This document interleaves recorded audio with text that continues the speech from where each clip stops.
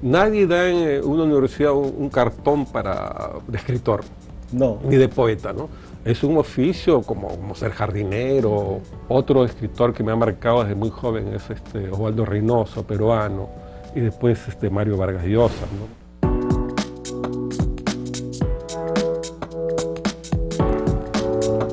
El invitado de hoy de Interacción Académicas es el doctor Luis Fernando Cueto, que nació en 1964 en Chimbote, dice que es un puerto del norte del Perú. Es doctor en Filología y máster en Literatura Hispana y Latinoamericana, ambos grados por la Universidad de Barcelona, España. Asimismo, es abogado por la Universidad de San Martín de Porres, eso es en Perú, y máster en Derecho Penal y en Derecho Constitucional por la Universidad Mayor de San Marcos. Ha sido decano del Colegio de Abogados de la región Ancash, Perú, y vicedecano de los colegios de abogados del Perú, y ha participado como asesor en la redacción de varios proyectos de ley en el Congreso de su país, como el de Participación Ciudadana, que ese es un movimiento cívico allá, ¿verdad? Aquí hay uno con el mismo nombre. Sí. Sí. Bien. Sabes que en la primera parte hablamos un poco de teoría literaria, de investigación, de la promoción de la lectura y la escritura, y nos gustaría, eres un escritor de varios géneros, ¿no?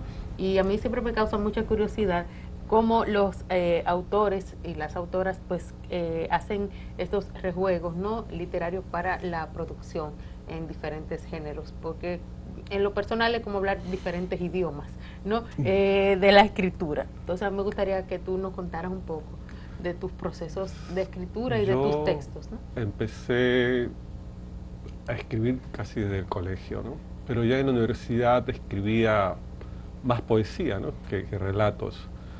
Y mis primeros libros fueron libros de poesía. Pero después escribí novelas.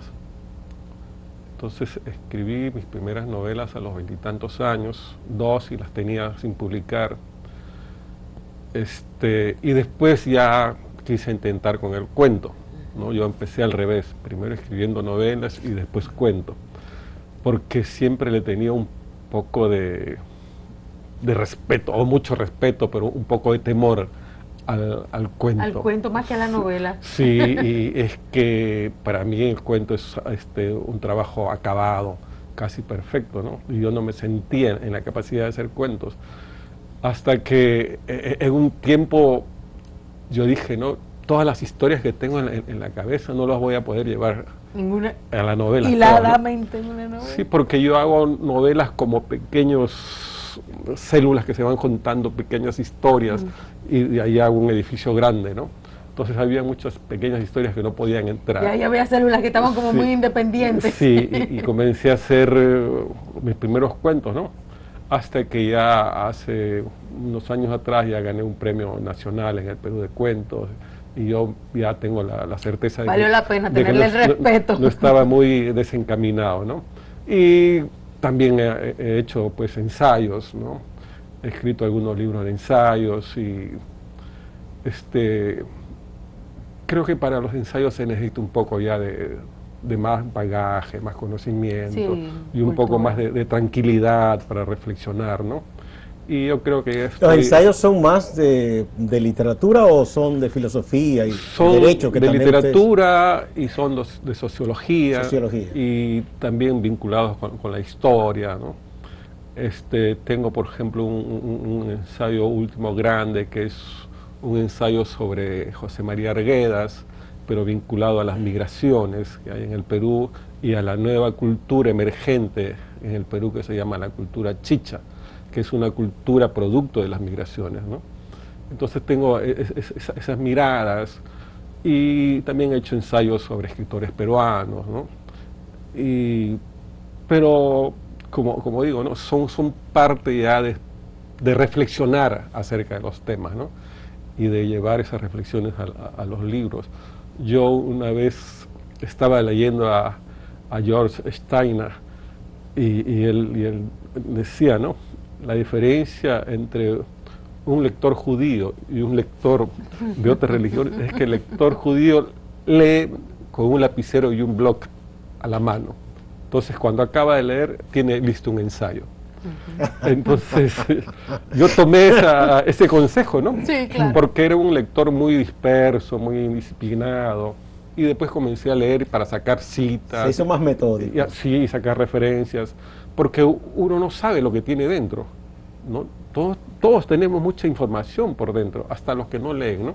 Pero cuando comenzamos a leer con el propósito de enlazar temas y enlazar referencias, nos damos cuenta que salen muchas cosas que nosotros sabíamos, pero no nos dábamos cuenta de ello, ¿no? Y comenzamos a notar. Ahí tenemos tus consejos, que es de Steiner, bueno, leer para escribir, ¿no? Que leer haciendo anotaciones. Para ensayos, ¿no? Para ensayos. Para los cuentos, entonces, respetar la individualidad de cada historia. Pero fíjate que cuando yo empecé a escribir, quería escribir novelas, yo era un copión, ¿no? Un ladrón, se puede decir, de estilos. Yo creo que a todo el mundo le pasa eso. Sí, es un poco ladrón. Pero yo era ya descarado, ¿no? Sí, yo era un ladrón de tomo y lomo. Avesado. Entonces leía, por ejemplo, Arguedas, y se me ocurría una historia y escribía como escribía Arguedas. Igual, con sus modismos, con sus palabras, con sus formas, todo, ¿no? Y lo tenía ahí. Y después leía a Vargas Llosa y esa misma historia la escribía como Vargas Llosa, ¿no? Y cuando leía a Vargas Llosa también anotaba, sacaba sus estilos, sus técnicas, sus diálogos, todo. Y cuando leía a García Márquez también. Así tengo cuadernos enteros, copiando, robando, ¿no? Hasta que después me dije, pues no puedo escribir así porque... No puedo ser un ladrón. Porque me van a meter preso, no puedo. Entonces, y de todo eso... Porque, ¿cuál es la condena, señor juez? Mire, le robó el estilo a Vargas Llosa. Sí, claro. Y después de eso, pues hay que renunciar a eso, como dicen, ¿no? Hay que cometer el deicidio de deshacerse de esos tótems, ¿no? Que son muy difíciles, ¿no?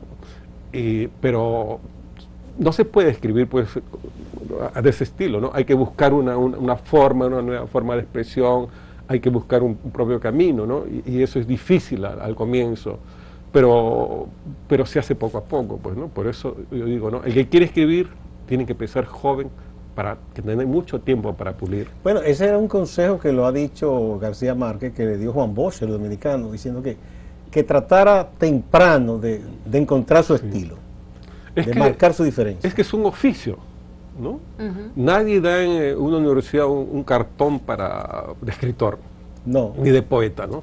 Es un oficio como ser jardinero o como ser un carpintero. Entonces hay que echar a perder muchas flores, muchas sillas al comienzo, ¿no? Hasta que después uno se vuelve pues un ducho. Como el chef, que la primera cosa que hace, manda a mucha gente al hospital. Igual.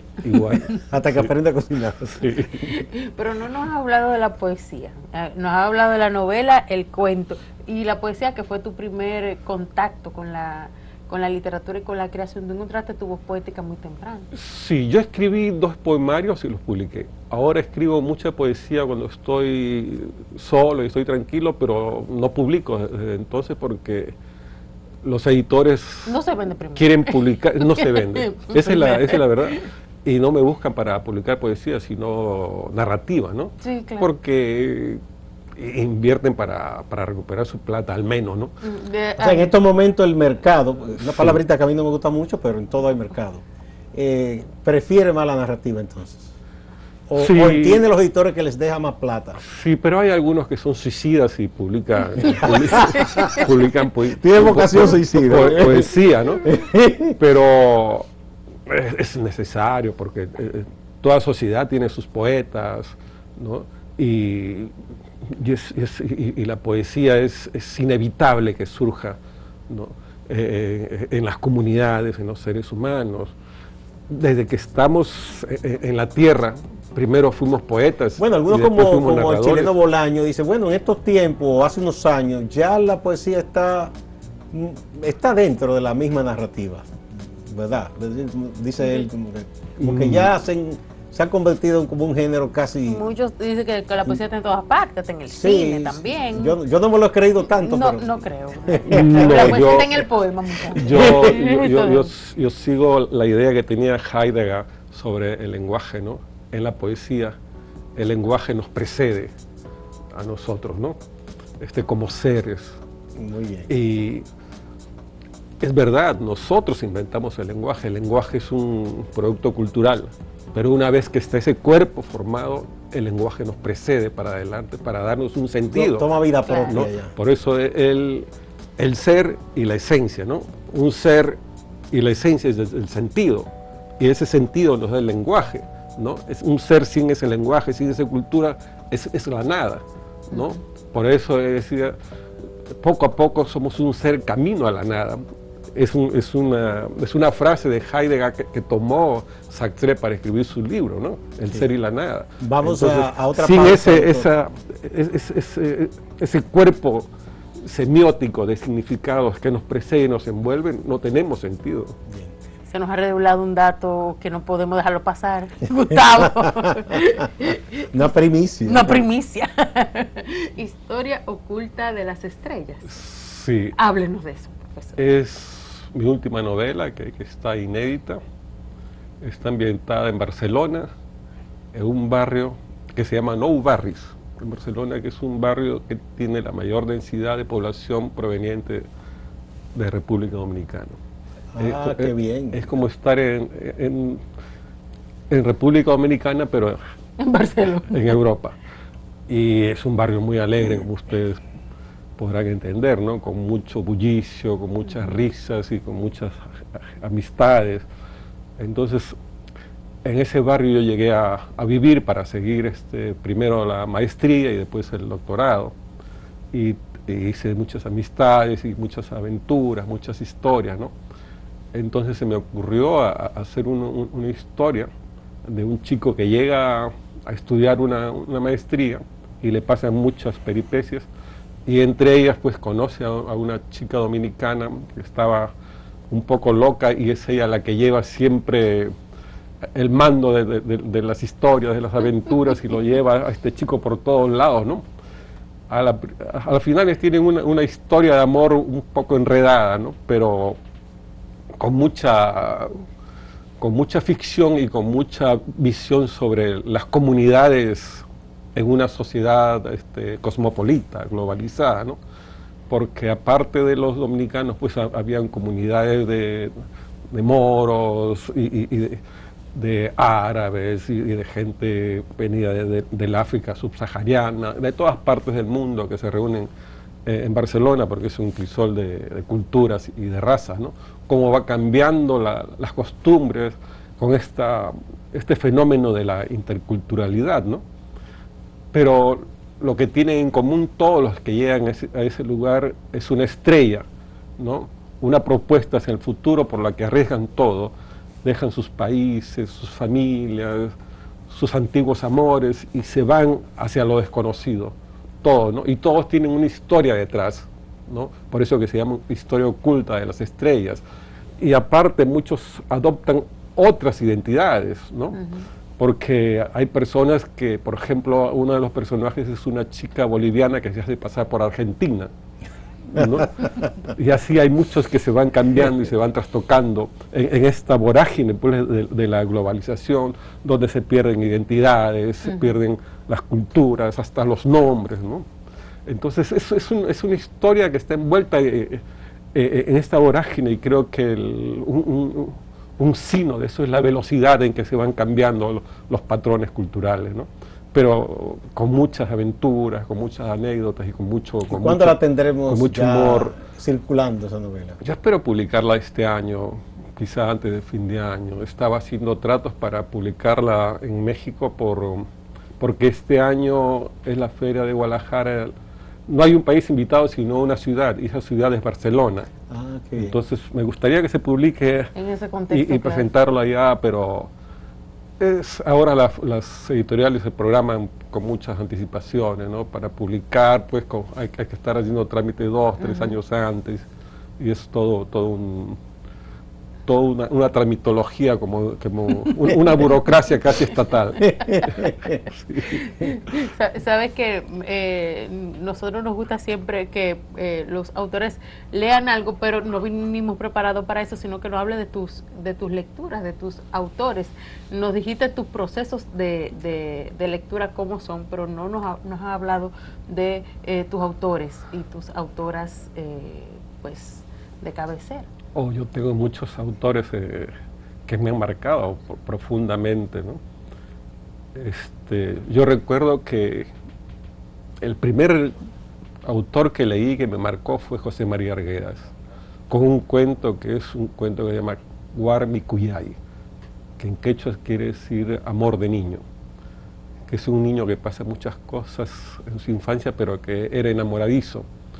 Se enamoraba de las chicas mayores y que no le hacían caso, ¿no? Obviamente. Y sufría por eso. Pero después,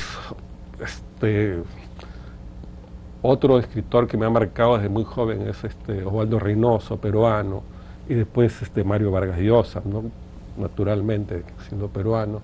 Pero después muchos escritores, todos los del boom, puedo decir, los escritores de la saga norteamericana, ¿no? Hemingway, Faulkner, todos ellos, ¿no? Y los rusos muchísimos, tengo mucha influencia y mucho marcaje de la literatura rusa y de los franceses, ¿no? De Faulkner, de Balzac y de los alemanes, ¿no? Hermann Hesse, Thomas Mann, Goethe, Schiller, todo. Doctor, se me ocurre preguntarle, son cosas del mercado. Editoras españolas ahora están dando una preferencia a esto de hacer novelas sobre temas históricos. Ahí tenemos la saga de Roma y otras cosas. ¿Qué usted piensa de ese fenómeno? Es una moda. Una moda. En el Perú también están los últimos premios que hace, por ejemplo, el Banco Central de Reserva, que es un premio importante. Ya son como 4 o 5 ediciones a novelas históricas, pero al margen de eso, yo no elijo por una novela por el tema, ¿no? Sino por la emoción. Que esté bien hecha. Que esté bien hecha, por su trascendencia estética, ¿no? Pero yo no es mi vena, ¿no? Yo prefiero hacer novelas. Me di cuenta. Hacer novelas de la vivencia. Sí, hacer novelas de las vivencias, ¿no? Claro. Porque yo tomo el ejercicio de la novelística y de la narrativa como una oportunidad para decir, yo estuve en este mundo y esto vi y esto escribí. Exacto. ¿No? Es mucho más creativo que simplemente recrear episodios históricos, ¿no? Sí. Y bueno, tienen gente que se ocupa de eso, ¿no? Sí. Muchísimas gracias, doctor. Gracias, doctora. No, gracias a ustedes por la gentileza. Estemos hablando de estas cosas, ¿verdad? Que nos agradan tanto, mejores que otros temas que preocupan muchísimo. Amigas y amigos, gracias a ustedes también. No se vayan, que hay más en Acento TV y Acento Portal.